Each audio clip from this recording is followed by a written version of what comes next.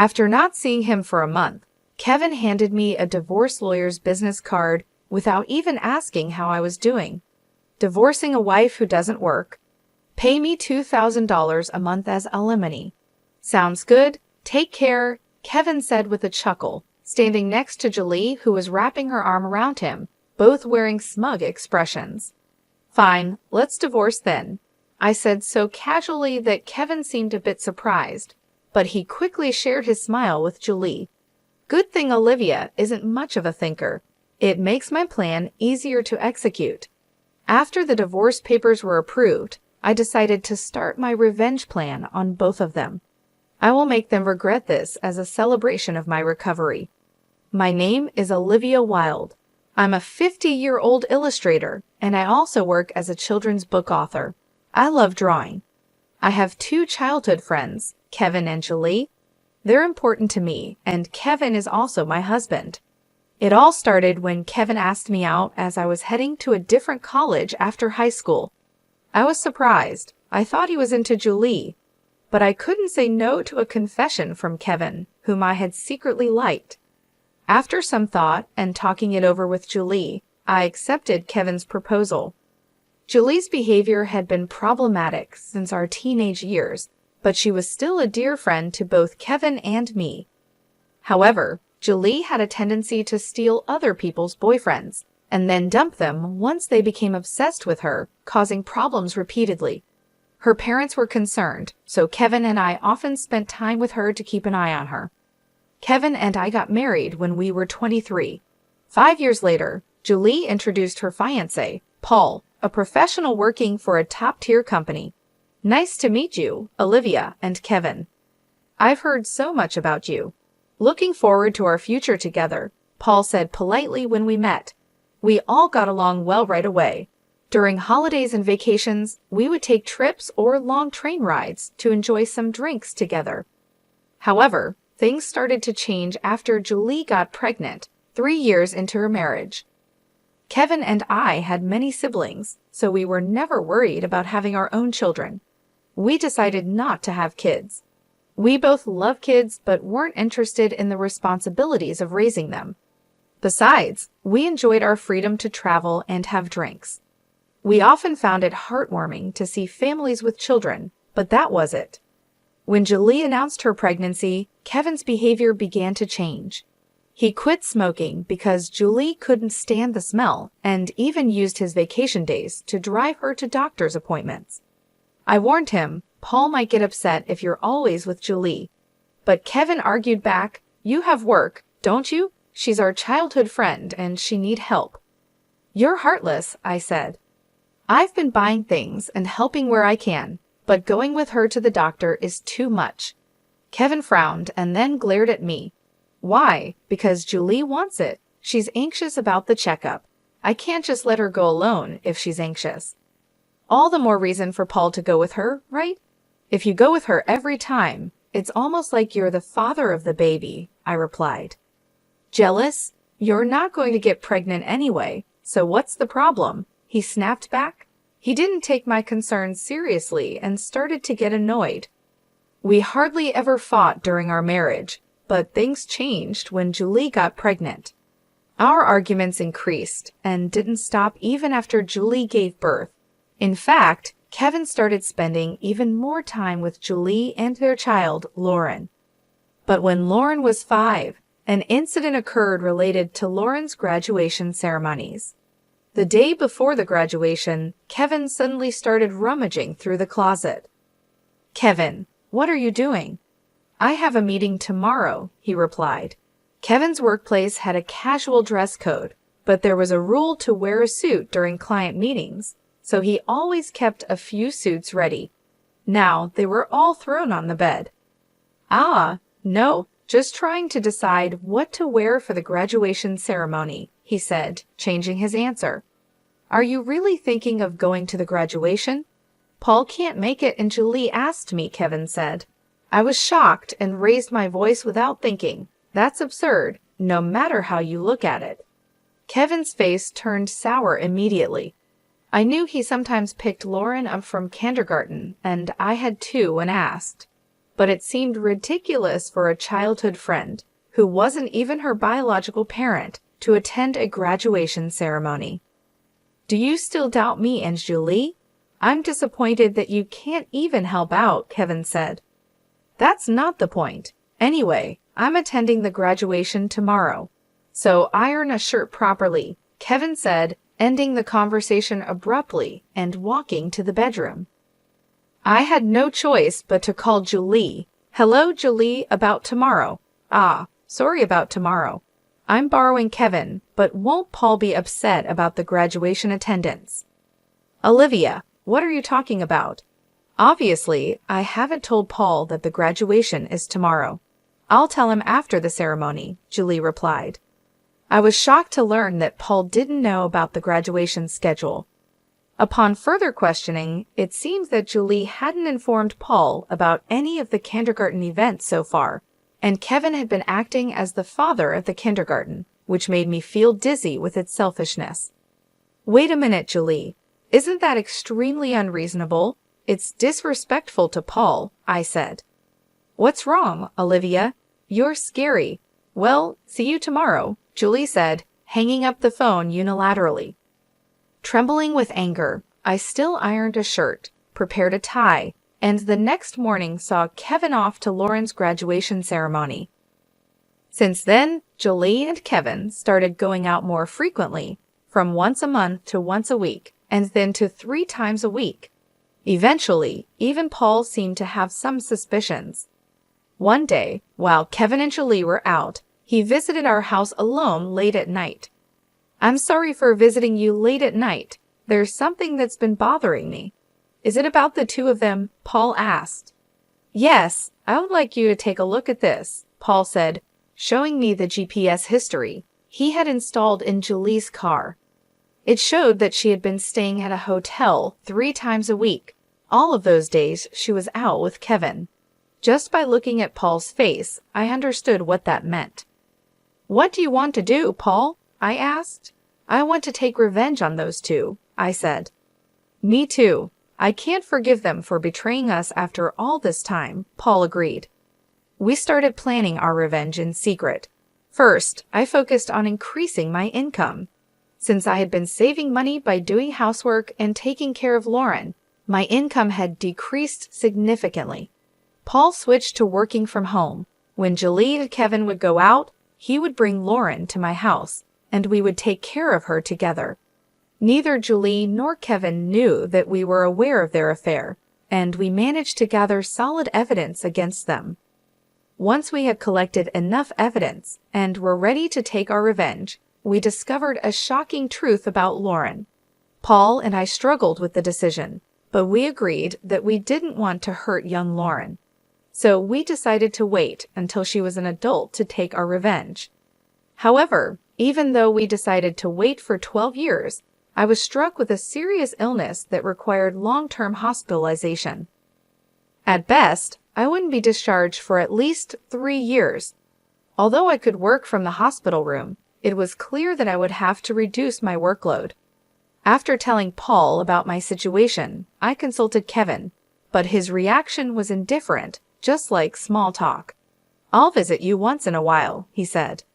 I felt that Kevin no longer cared for me, as he didn't even ask about my condition or the name of the disease.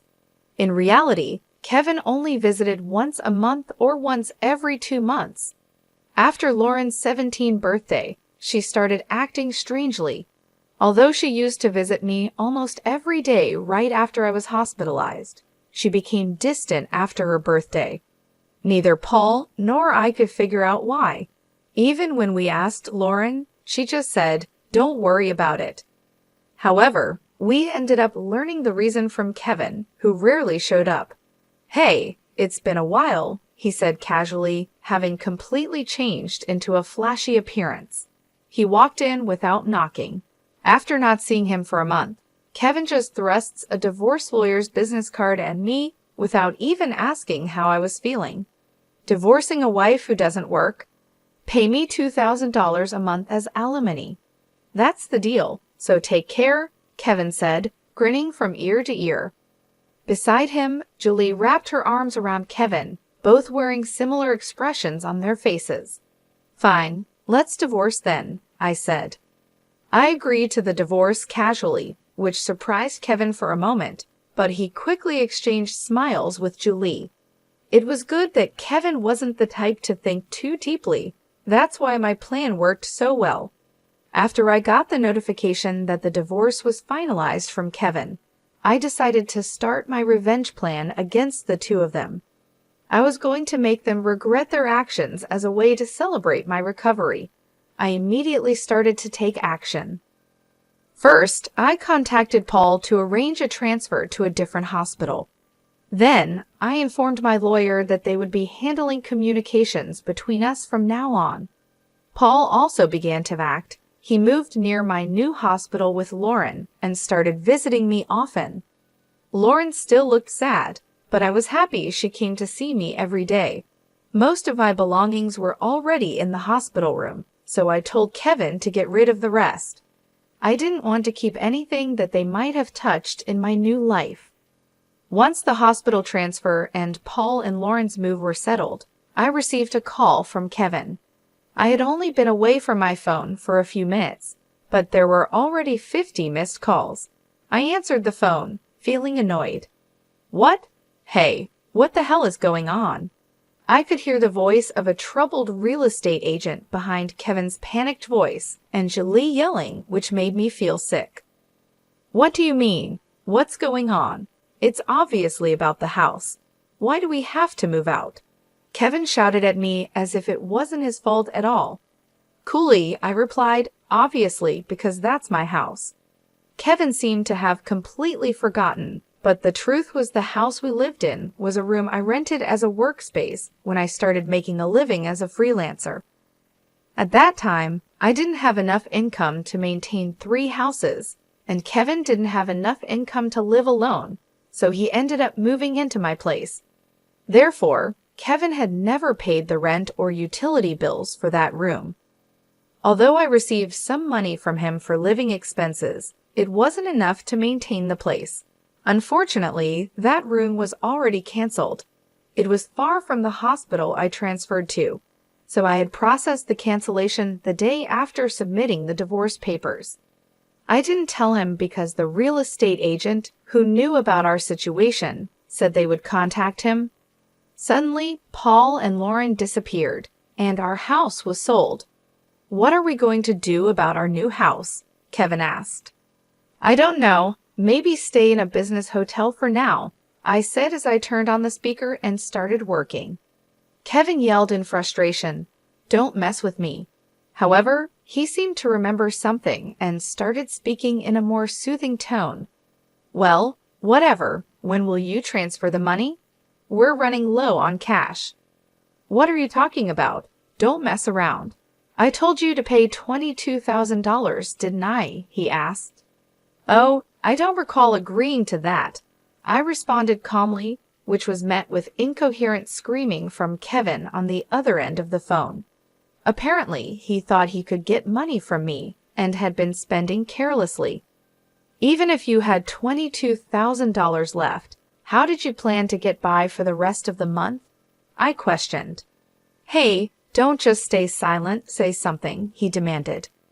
"There's really nothing to talk about," I retorted, leaving Kevin momentarily dumbfounded. But he soon started yelling again. Growing increasingly annoyed, I addressed Kevin in as cheerful a tone as I could muster. "Anyway, we're basically strangers now, so please don't contact me anymore. You'll hear from my lawyer." "Huh? Lawyer? Hey, wait a minute." Kevin tried to respond, but I hung up without listening. He tried calling back several times, but I ignored it, and eventually the calls stopped. However, angry that I didn't answer, Kevin started ignoring calls from my lawyer. He certainly had a childish side, but I never imagined he'd be the kind of person who didn't mind causing trouble for others. I sighed deeply at Kevin's selfishness. A few months later, after a temporary discharge from the hospital, I visited Kevin's parents' house.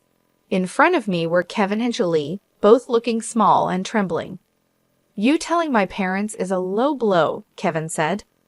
"Oh, I just reported that we got divorced. I replied calmly.